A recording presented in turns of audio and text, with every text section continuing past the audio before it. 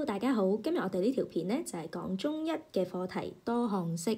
咁呢個課題呢，就牽涉認識多項式嘅概念啦，佢嘅定義同埋呢佢嘅加減乘運算嘅。至於多項式嘅除法呢，就會喺中四嘅課程裏邊嘅。咁我哋而家即刻開始啦。咁首先呢，我哋介紹下乜嘢叫做單項式先啦。單項式呢係一個代數式，咁有以下3種情況呢，我哋都會稱呼佢做一個單項式嘅。第一個情況就係佢係一個數字，咁例如咧係4啦、-5啦，小數都得嘅喎，0.7啦，份數都得啦，3/4啦，呢啲咧全部數字我哋都會可以叫佢做一個單項式。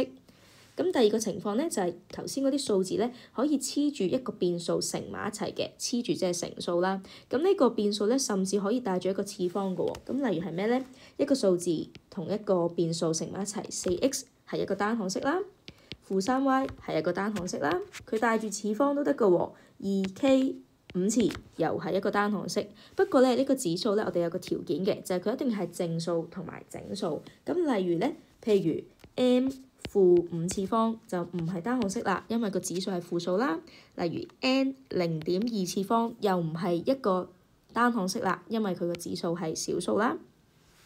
好啦，第3個情況咧，就係有一個數字再加埋超過一個變數喎。咁例如咧，譬如頭先 4x 再加多個 y 俾佢得唔得咧？係得嘅。加埋個次方俾佢得唔得咧？5次方都得嘅喎。4xy 5次方都係單項式喎。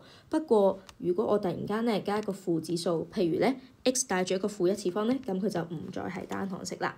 咁所以咧可以係由數字組成，可以由超過多過一個變數組成，可以有指數，但係指數咧唔可以係負數，亦都唔可以係小數或者分數嘅。跟住咧，我哋就學習多2個數學詞語啊，一個咧就係次或者次數啦，一個就係係數。咁我哋咧望下呢個單項式-a2次 b， 數字嘅部分咧係-1，個1隱藏咗啦。變數嘅部分咧有 a 同 b，a 咧就係正指數2次方嘅。咁 b 咧雖然冇，但係其實佢都有一個次方喺度嘅喎，就係1嘅。咁如果咧我哋講 a 嘅次方係幾多啊？就會話2啦。b 嘅次方係幾多啊？就1啦。咁如果講個單項式嘅次方咧，就係講緊考慮晒所有變數嘅總和，即係成個單項式咧就係2加1，所以就係3次方嘅。咁至於咩叫做係數咧，就係講緊前面嗰個數字啦。咁頭先講咗啦，而家有個1字隱藏咗，所以咧嗰個係數就係-1。了解咗單項式嘅定義、係數同埋次數之後咧，我哋而家就睇下乜嘢係正整數指數定律啦。呢啲定律咧對於我哋化簡單項式係好有幫助㗎。咁首先咧，我哋會用啲例子講下 A 同 B 先。之前咧學化簡代數嘅時候，其實我哋已經學過㗎啦。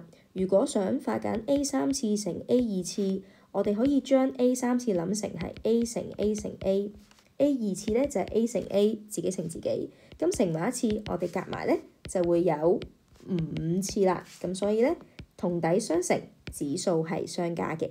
咁留意一定要同底嘅喎。例如如果呢個咧變咗做 B， 咁我哋就做唔到變成5次方呢個效果㗎啦。咁呢個咧就係 A part 嘅定律講嘅嘢。至於 D 咧就係相反啦。既然同底相乘，指數可以相加，咁同底相除，指數就梗係可以相減啦。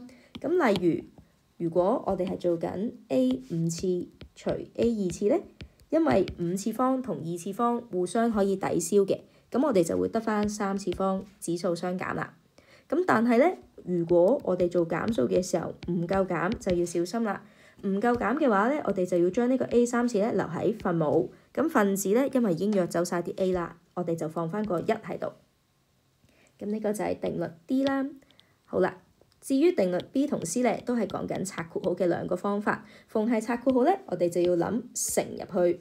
咁例如咧 A 嘅3次方外面仲有個2次方，咁我哋咧就會做3乘2，即係6啦。咁點解咧？好簡單嘅啫。A 3次嘅2次方，2次方即係自己乘自己喎，即係我俾多個 A 3次佢啦。咁我哋之後就會由3次方再相加3次方，咁啊變6次方咯，因為同底相乘，指數相加啊嘛。好啦，至於 C 嗰個定律又講咩嘅咧？都係拆括號，不過今次就係講緊，如果喺一個括號裏邊有2個唔同嘅未知數咁點啊？例如咧，我哋有 A 2次、B 3次，左右個4次方，咁我哋點做咧？呢度只要係一個乘號，我哋就會保持住繼續拆括號乘入去，乘入去。咁咧個答案就會變成 A 8次同埋 B 12次啦。咁總結一下，以上嘅定律其實可以總結為呢個口訣嘅：同底相乘，指數相加；同底相除，指數相減。拆括號嘅時候就乘入去，將呢個口訣飄入你個腦度，咁樣你就會識做晒所有數學噶啦。好啦，咁我哋睇下啲例子啦。第一條2A 5次 over 括號2A 3次嘅二次方，咁我先用一個咧唔用頭先嗰個整數指數定律嘅方法，就係咧其實我哋可以將下面嗰個二次方寫翻做自己乘自己啦。好啦，咁跟住之後咧2乘2係變4噶嘛，咁所以下面咧就變咗4啦。咁 A 3次乘 A 3次咧，即係 A，咁即係話我哋夾埋就 A 嘅6次方啦。好啦，數字嘅部分2同4可以約簡做1/2啦。咁跟住呢度咧，我哋可以將佢諗成 A，下面咧就係 A。咁我哋約咗之後咧，你就會得翻下面有一個 A 喺度，所以個答案咧就係1/2A 啦。跟住咧，我哋好快咁試一次。如果我哋用頭先嗰啲整數指數定律係點做咧？首先第一步拆括號嘅時候咧，我哋就要諗口訣，拆括號乘入去。咁我哋咧呢一度3次方乘入去 A 就會變咗6次方啦。好啦，跟住呢度有個 tricky 位喎，就係咧呢個咧就唔係就咁2乘2嘅，雖然個答案一樣啦。咁但係其實呢度咧係做緊2嘅2次方，本身有個2，跟住我哋而家俾個2次方佢，咁2嘅2次方咧就係4。好啦，咁跟住一樣啦，約簡份數咧就唔需要用整數指數定律啦，佢只係數字嚟嘅啫，1/2。跟住之後咧，呢度代數部分我哋就試下用整數指數定律咯喎。同底相除，指數相減，5減6唔夠減嘅，咁所以咧相差嗰個1次方咧，我哋就要將佢留喺分母，咁上面就寫翻做1或者唔寫任何嘢啦，咁咧就會計到相同嘅答案啦。跟住我哋做條難啲，又有乘又有加噶咯喎。好啦，咁咧同普通四則運算一樣，括號係會做先嘅，咁所以我哋而家咧會處理呢個部分先。B 2次加 B 2次，學咗整數指數律之後咧，好容易就會亂噶啦。而家係咪變 B 4次咧？咁呢個時候咧，記住我哋咧加翻個1喺前面，呢個咧有個隱藏咗嘅1，我哋唔寫出嚟噶嘛。1B 2次加1B 2次，正確答案係出咩㗎？係出2B 2次，一個加一個，咁所以咪有2個 B 2次咯。咁所以我哋而家做緊嘅咧係 B 2次，嗰粒大點即係乘數啊，乘號嚟嘅 B，括號又係乘數啦。咁我再點。好啦，而家咧我哋攞咗個數字部分先，因為呢度咧係唔需要用指數定律嚟嘅，佢只係一個數字嚟嘅啫。咁我哋寫翻係2啦。好，跟住代數嘅部分，我哋用整數指數定律啦。B 2次 B 2次，呢度咧又係唔寫咧有個1嘅，我哋俾翻個1，啲1變翻出嚟咧會幫到我哋諗嘢嘅。好啦，同底相乘，指數相加，3個相乘點啊？咪3個加晒佢咯。2加1加2即係5啦，咁就係 2B 5次方，呢個就係答案啦。跟住咧，我哋睇條難啲嘅化簡指數題目啦。咁呢條題目咧有2個好容易會犯錯嘅地方嘅。第一個咧就係呢一個括號，佢嘅右上角咧係冇次方嘅，咁所以你唔需要做任何嘢咧去拆呢個括號嘅。佢個括號放喺度咧，只係為咗咧去表示我哋咧呢一個單項式會乘後面嗰個單項式，表示乘數嘅意思。咁分母呢度咧呢個括號咧2次3次方就真係要拆咯喎。咁我哋咧會用指數定律啦，乘入去。好啦，同樣嘅道理，呢啲咧我哋全部都係乘。咁第二個常犯嘅錯誤咧就係點樣去處理呢一個括號前面呢個數字啦。咁佢咧就唔係指數嚟嘅喎，所以如果你將2次方乘2咧，咁係錯嘅。我哋並唔係拆緊指數嘅括號。咁我哋要將佢理解為咧，而家係做緊-2嘅2次方。咁然之後咧，你要留意呢個-2咧係有一個隱形嘅括號喺度嘅，表示咧我哋係做緊-2乘-2自己，負咧係會變正嘅。順帶你可以思考下，其實咧所有負數，只要我哋係拆緊2次方咧，個結果都係正數，個負號都係會消失嘅。好啦，咁我哋處理咗咧最難最容易犯錯嘅地方咧，我哋可以開始做咯喎。咁頭先講啦 ，x 3次 y 2次咧，呢個括號唔需要拆嘅。咁後面嗰個括號咧拆開咗就係4，2 2如4，3 2如6，下面咧就係2 3如6。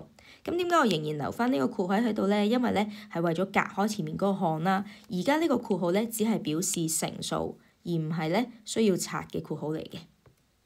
咁跟住下一步，既然佢係乘數，我哋就開始諗啦。同底相乘，指數相加。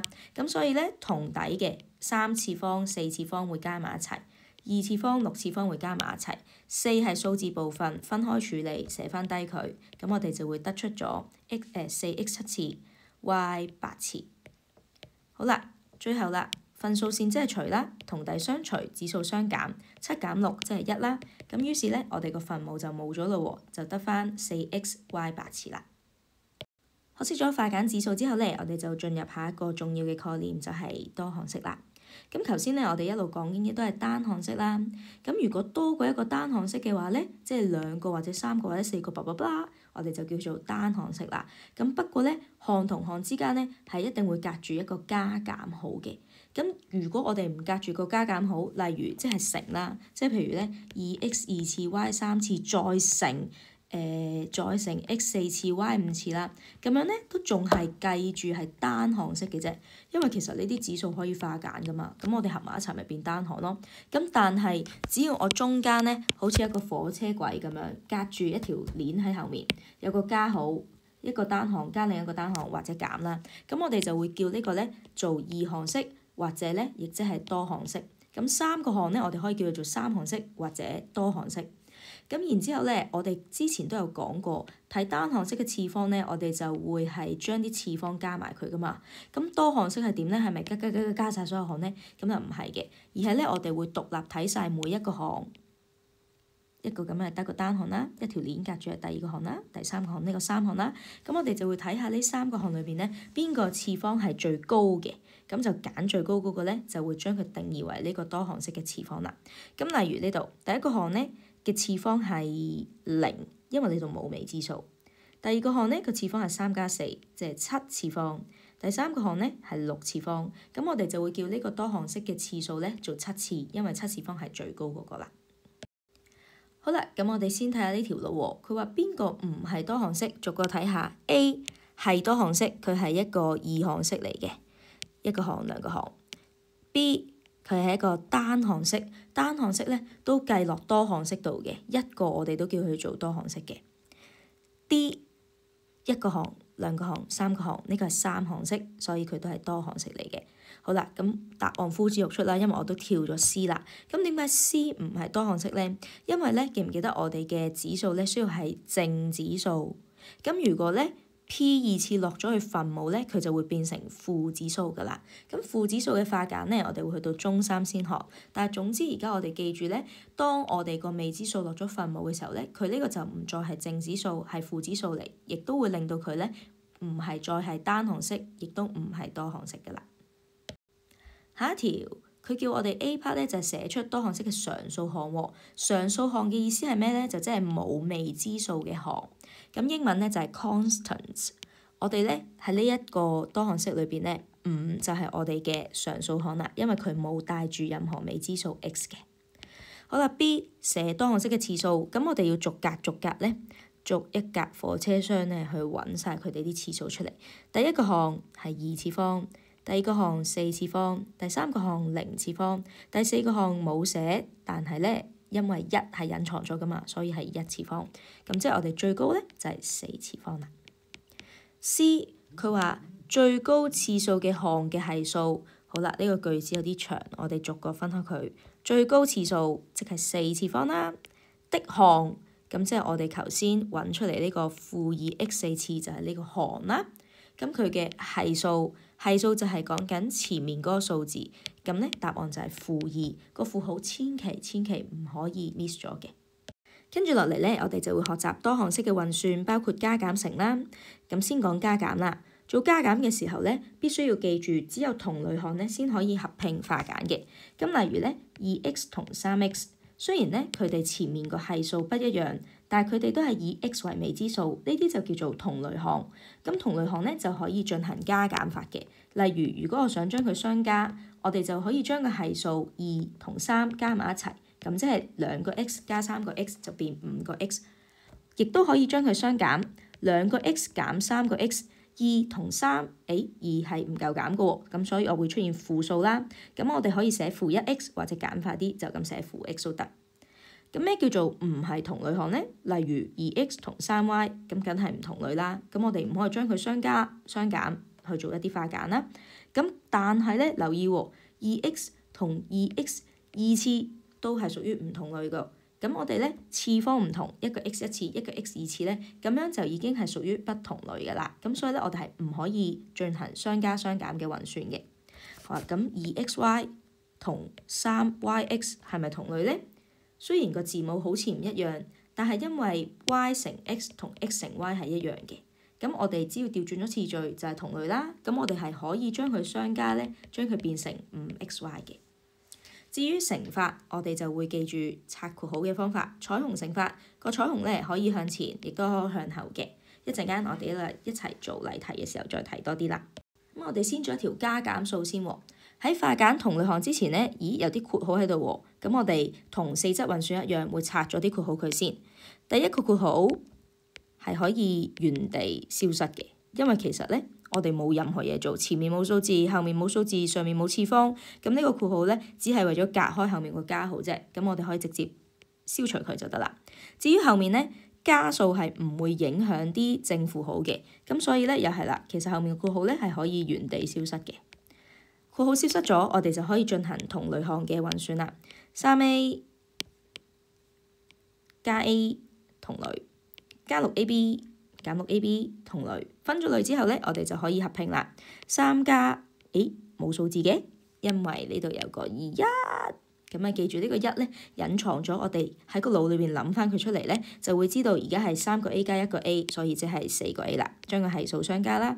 後面啦，加6減8唔夠減嘅，咁所以會出現負數啦，負2ab。咁就做完啦。好啦 ，B 啦，拆括號先。第一個括號可以原地消失嘅，因為佢前面冇數字，後面冇數字，右上角冇次方。後面個括號咧減數咧就會小心啲啦，要減數咧會影響我哋括號裏邊嘅項嘅正負號嘅，因為佢會咧令到所有項嘅正負號有一個相反嘅效果。咁所以咧呢度減負數會變咗正數啦。咁我哋會變咗正2 3次啦。後面啦減正數咧會變咗負數喎。咁咧即係簡單嚟講，即係相反啊啲符號，負變正，正變負。拆好咗個括號，又係啦。分咗類先 ，T 5次 ，T 5次同類啦 ，R 3次 ，R 3次同類啦。分咗類，我哋就可以處理佢哋嘅合拼啦。7減10唔夠減，所以出負3。9加2係11，正數嚟嘅。咁就計完啦。跟住就係乘數啦喎。展開嘅意思咧，就即係拆開個括號佢。咁所以咧，我哋呢個括號咧黐住即係乘啊嘛，黐住即係乘嘛。所以其實即係叫我哋做乘數啦。咁我哋將一個彩虹乘法啊，前面有個8，畫一個彩虹，第二個彩虹，畫埋 B part 先。今次個彩虹係後面寫出嚟嘅，好，咁我哋開始乘啦喎。第一個8乘9 72，黐翻個 y 俾佢。後面嗰個咧8乘2係16，黐翻 x 俾佢。咁但係你要留意咧，呢個2咧前面帶住一個減號，我哋亦都可以咧將佢思考為8乘負2。咁所以咧，我哋出嚟嘅結果咧係會變咗係減 16x 嘅，就唔係加 16x 啊。好啦 ，B part， 今次個彩虹喺後面發射出嚟。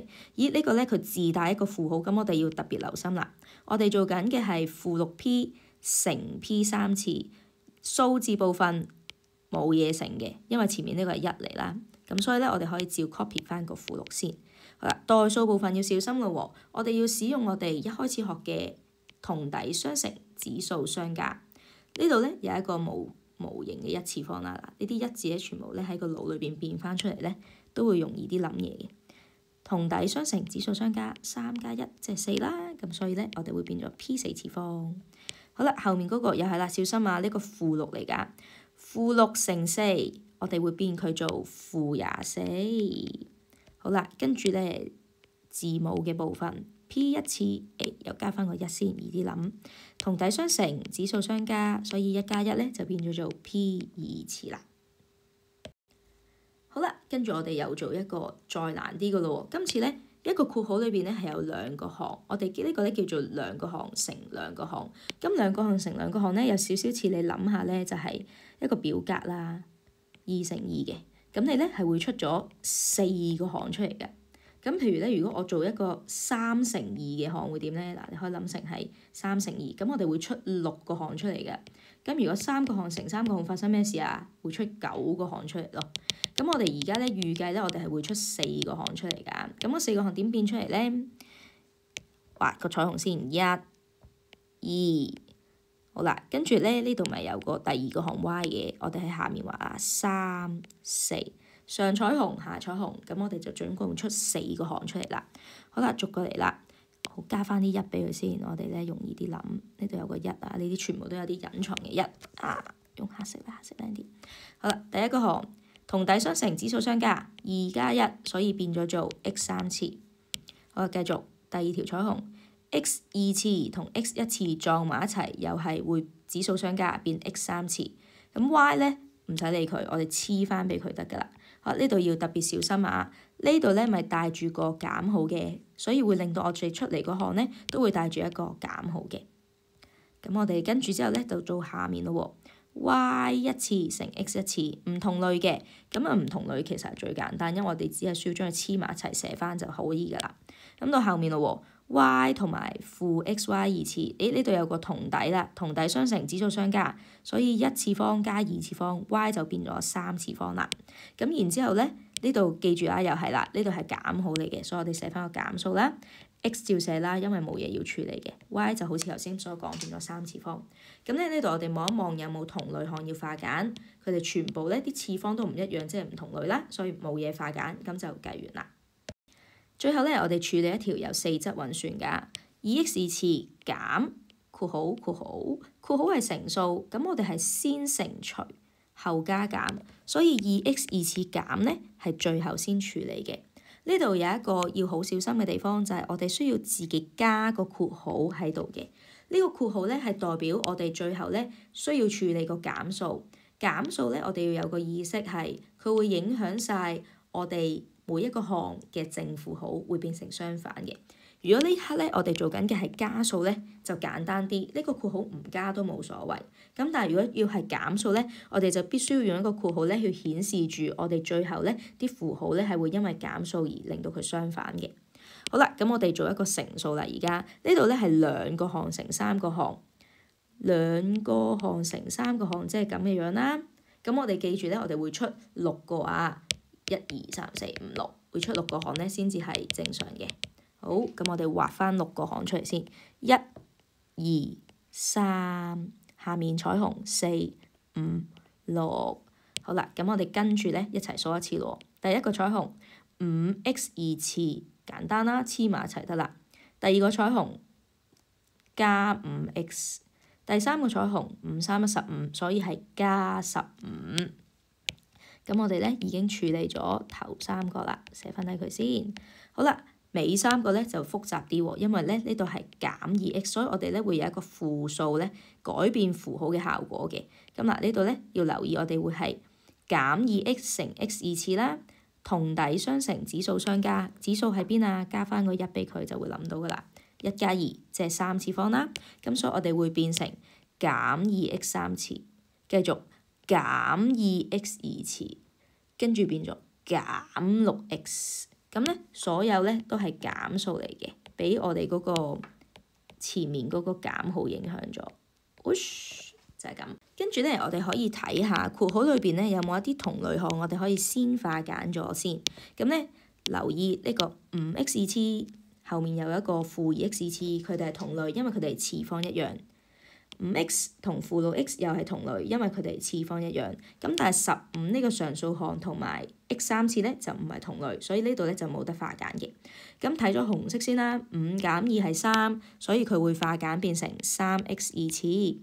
好啦，綠色5加5減6啊，5減6唔夠減，即係出負1啦。咁我哋就會得出負1x 或者即係負 x。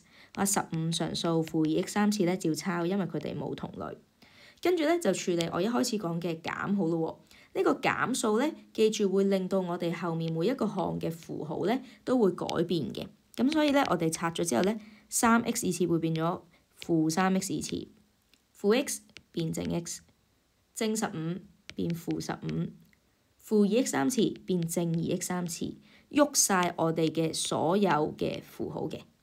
好啦，跟住最後咧，因為我哋多咗個 2x 二次啦，所以可以同負 3x 二次咧再做一次化簡，佢哋都係同類。2減3唔夠減，所以咧就會出咗負數啦。咁我哋咧負1就唔使寫個1啦。最後留意呢條題目咧有多一個要求嘅，就係叫做按 x 嘅升冪次序排列啦。冪咧即係次方。咁所以咧，我哋而家咧要按住咧上升嘅次方排列。咁我哋數下呢啲項咧係幾多次方啊？呢個係2次方，呢個係1次方。常數項冇變數係0次方，後面呢個係3次方。咁所以咧，我哋會將0次方常數項排先，記住咧帶埋佢前面個符號走啊，唔好留多個符號喺度。跟住咧就係1次方、2次方又係啦，帶埋個符號3次方。咁就做完啦。呢課嘅內容咧好豐富嘅，咁我哋咧學咗一堆數學詞語啦，例如有單項式、多項式、次數、係數、常數項，咁呢啲咧大家都要記得佢哋嘅意思啦。咁而重中之重咧就係我哋學咗正整數指數定律。我哋化簡同底嘅時候，同底相乘指數相加，同底相除指數相減，記熟佢。咁如果要拆括號，次方，我哋咧係乘入去嘅。第二個重點當然就係化簡多項式啦。加減法嘅時候咧，要留意佢哋必須係同類項啦。做乘法嘅時候咧，我哋會用彩虹乘法乘入去，小心正負號，咁樣咧其實就可以掌握到呢一課噶啦。跟住咧下一條就係挑戰題嚟嘅，咁你可以按自己嘅能力啦，同埋咧自己嘅興趣咧決定要唔要聽埋最後一條啦。即使咧你做唔到挑戰題都唔緊要㗎，去到呢一步咧你已經好叻㗎啦，加油啊大家！想聽埋挑戰題嘅你，俾個叻你，因為咧你中意數學，數學就會中意你噶啦。好啦，睇下呢條咧點解係挑戰題啦？展開即係拆括號，即係要乘啦。好啦，一個括號減一個括號，即係減數啫，唔係好難啦。跟住有個次方，我咪拆咗佢咯。咁又好似唔係好難啦，點解會挑戰題咧？因為呢度好多人都會犯一個錯咧，就係以為呢個2次方咧係可以用指數定律咁樣咧乘入去，咁但係留意咧係唔得嘅。咁我哋咧次方咧其實即係乘數嘅一種，即係譬如 x 二次即係 x 乘 x，不過我哋唔將佢寫成 x 乘 x 啫嘛。咁乘數同乘數之間咧係可以互通嘅，咁所以我哋平時想將 x 3次 y 2次再拆個次方，我哋可以照樣乘入去啊，其實都係乘數啫嘛。但係咧，如果我哋個括號裏邊係加減數咧，我哋就唔可以咁樣隔住一個次元咧去做呢件事噶咯喎。咁我哋將個次方乘入去咧係唔通嘅，行唔 work 嘅。咁要點做咧？我哋要將 4x 減1二次方攤翻開佢先，寫成自己乘自己，有個減數啦。後面一樣啦，4x 加1二次方攤翻開佢先。咁你就會見到咧，佢哋全部都係 2 by 2 2乘2，二項式乘二項式嚟㗎。咁即係話咧，我哋會拆咗4個項出嚟嘅，1 2 3 4，1 2 3 4。咁如果我哋一開始你諗下將個次方乘入去，我咪得翻2個項咯，你就冇咗2個㗎啦。咁所以咧呢條煩就係煩咗咧，你要知道係咁樣拆。跟住第二，之後咁樣拆之餘咧，仲有另一個好大嘅陷阱，佢係一個減數。記唔記得咧減數我哋要自己識得加個括號㗎？咁所以呢條咧陷阱處處啊！咁我哋而家試下拆啦。咁既然大家係做得挑戰題咧，我就拆得快啲咯喎。試下跟唔跟到啊？4 4 1 16，x 乘 x 係 x 二次，16x 二次。第二個項4x 乘負1負4x。第三個項負1乘4x負4x。第四個項負1負1負得正出正1。好啦，後面第一個項4x 4x 4 4 1 16出16x 二次，後面出正 4x， 第三個項出正 4x， 最後出正1，哈哈，唔知你跟唔跟到啦？好啦，咁跟住之後咧，減 4x 係同類嚟嘅喎，大家都係以 x 做未知數嘅項啦，咁所以我哋可以化簡啦。減4再減4咧，留意佢唔係消失啊，減完再減咧，我哋會累積減咗8個㗎，咁所以咧佢係變減8x。好啦，後面咧我哋可以處理個減號啦。減號會令到入邊所有項嘅符號都相反，呢度本身全部都係正，即係代表我哋將會令到佢哋全部都係負。咁所以咧，我哋係出負16x 次啦。好啦，中間有個同類化簡，所以會變咗減8x啦，再減1。跟住咧，最後我哋既然括號都拆晒啦，再望一望有冇同類項可以俾我哋再化簡。x2次項，會16減16抵消咗喎，冇咗。好啦 ，x 項減8再減8就唔係抵消啦，累積係減16啊。咁最後仲有一個加1減1，呢個咧就抵消啦，加咗一個數字減翻一個數字，即係互相抵消冇咗啦。咁所以咧，最後咧我哋只係剩翻負16x呢個咧留低嘅啫，所以答案就係 B 啦。恭喜大家完成咗呢條啦，希望你跟到啦。咁呢條片就去到呢度啦，拜拜。